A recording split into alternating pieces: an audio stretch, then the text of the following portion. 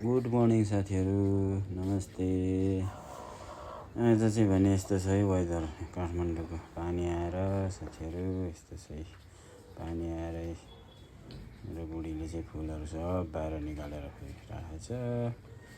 यो चाहिँ भने छोराले सुगा पाल्ने भनेर बनाउनु लाएर मैले बनाउँदैछु, अझै सकेको छैन। सक्न चाहिँ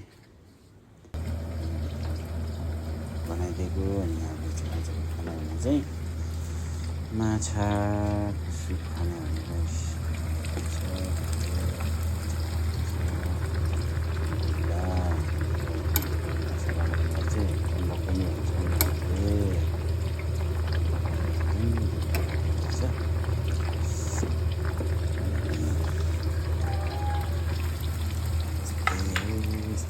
खाना बनाउँदैछ साथीहरू।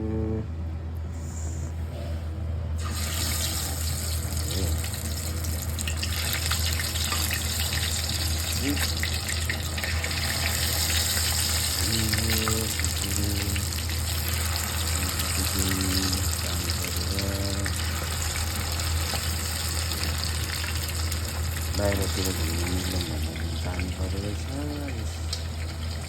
घरैमा फिल्मेर बस्नु